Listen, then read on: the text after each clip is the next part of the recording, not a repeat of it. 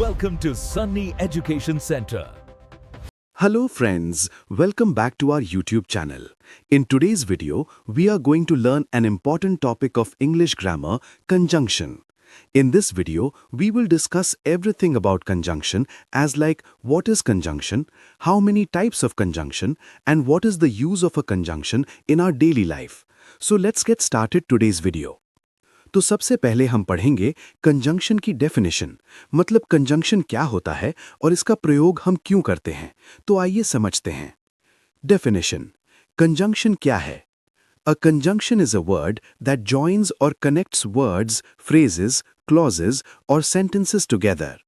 Conjunction वो शब्द है जो दो शब्दों, वाक्यांशों या वाक्यों को आपस में जोड़ता है। इसे और अच्छे से समझने के लिए सबसे पहले हम जान लेते हैं कि कंजंक्शन में वर्ड, फ्रेज, क्लॉज तथा सेंटेंस होता क्या है और इसका प्रयोग हम कैसे करते हैं। तो आइए एक एक करके समझते हैं। तो सबसे पहले हम देखेंगे word. A word is a single meaningful word. Examples: Ram and Sham. Tea or coffee.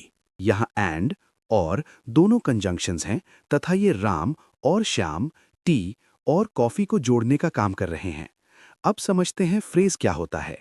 A phrase is a group of words without a subject and verb. इसका मतलब शब्दों का वो समूह जिसमें पूरा वाक्य नहीं बनता तथा इसमें सब्जेक्ट, कर्ता व क्रिया दोनों ही नहीं होता है। Examples: in the room and on the table. Very smart but very lazy. यहाँ एंड, बट कंजंक्शंस हैं तथा यहाँ एंड इन द रूम और ऑन द टेबल को जोड़ रहा है तथा बट वेरी स्मार्ट तथा वेरी लेजी को जोड़ रहा है। अब समझते हैं क्लॉज क्या होता है।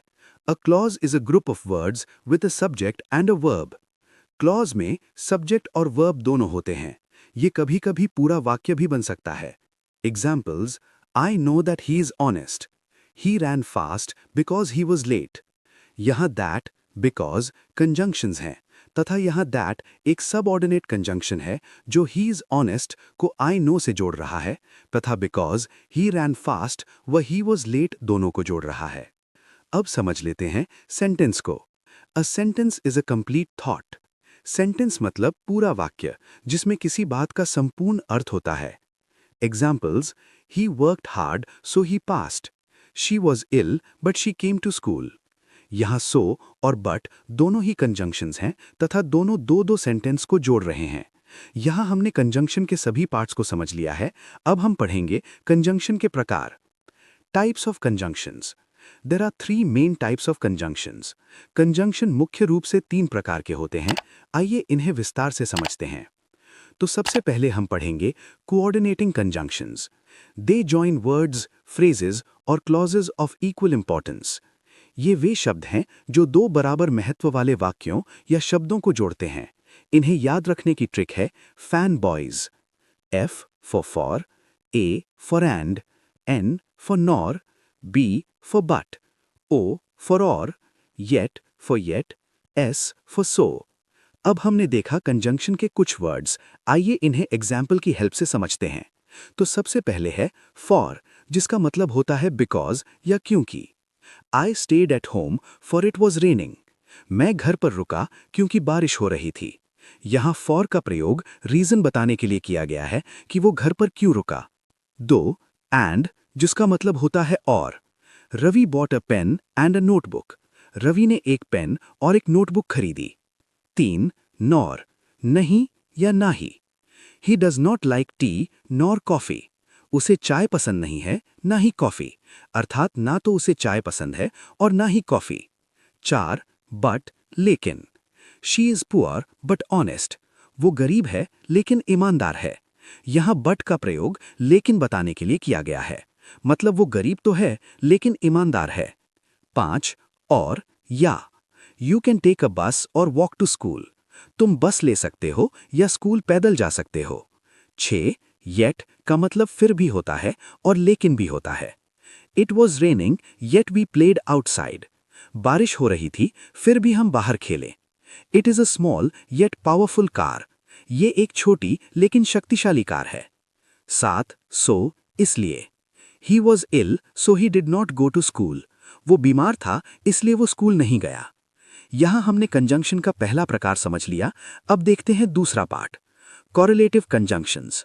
दे are used in pairs to join equal parts of a sentence. ये हमेशा पेयर्स या जोड़ों में इस्तेमाल होते हैं, जैसे आइदर और, या तो या।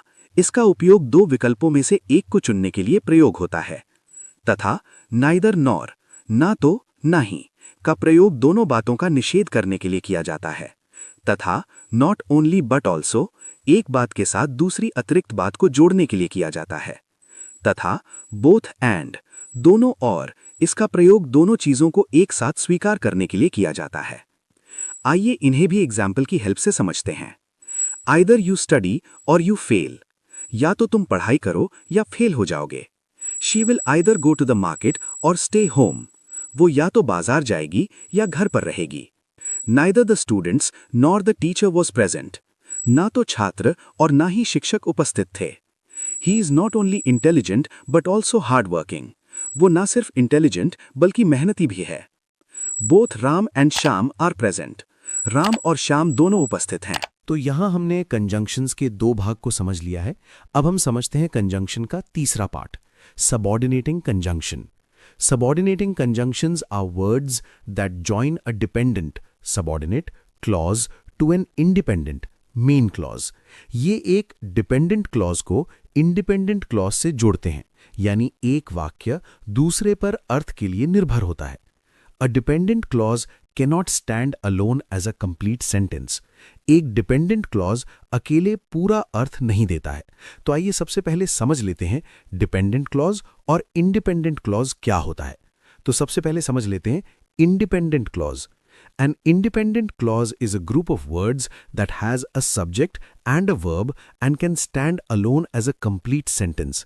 इंडिपेंडेंट क्लॉज वो क्लॉज होता है जो अपने आप पूरा अर्थ देता है और अकेले एक पूरा सेंटेंस बन सकता है। इसमें सब्जेक्ट और वर्ब दोनों होते हैं। Examples, I like T, she is dancing, he works hard. अब देख लेते हैं डिपेंडेंट क्लॉज क्या होता है। A dependent clause is a group of words that has a subject and a verb but cannot stand alone as a complete sentence. Dependent clause वो clause होता है जो अकेले पूरा अर्थ नहीं देता। यह हमेशा किसी इंडिपेंडेंट क्लॉज पर निर्भर करता है। Examples, because I was late, when she arrived, if you study hard. और जब दोनों को मिला दिया जाता है तो कुछ इस तरीके के सेंटेंस यानी वाक्य बनते हैं।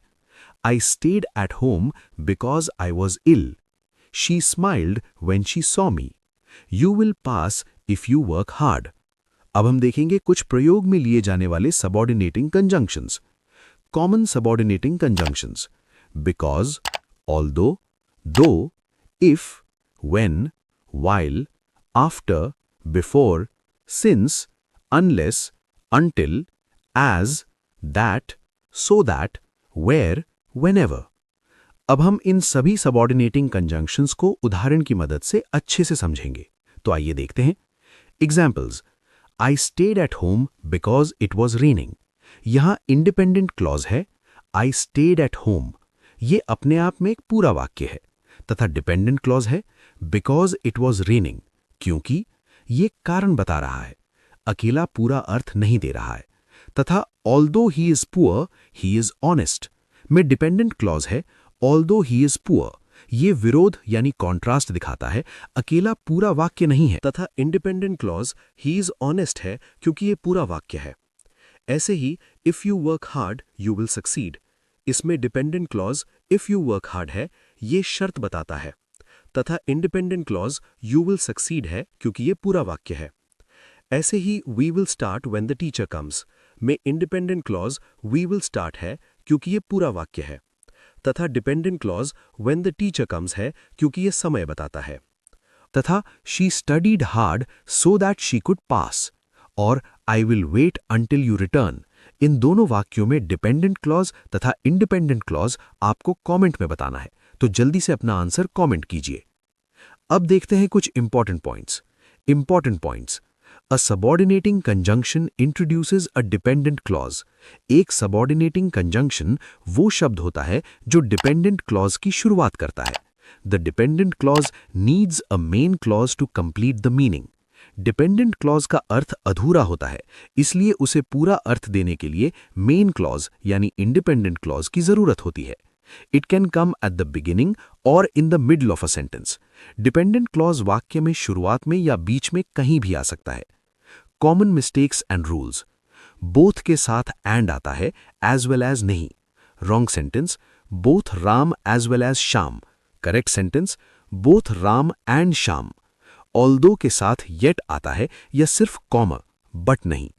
Although he is poor but he is honest. अब ये गलत है। करेक्ट है, although he is poor yet he is honest. Unless until के साथ नॉट नहीं लगता। Wrong sentence, unless you do not work hard. Correct sentence, unless you work hard, क्योंकि अनलेस में नहीं पहले से शामिल है।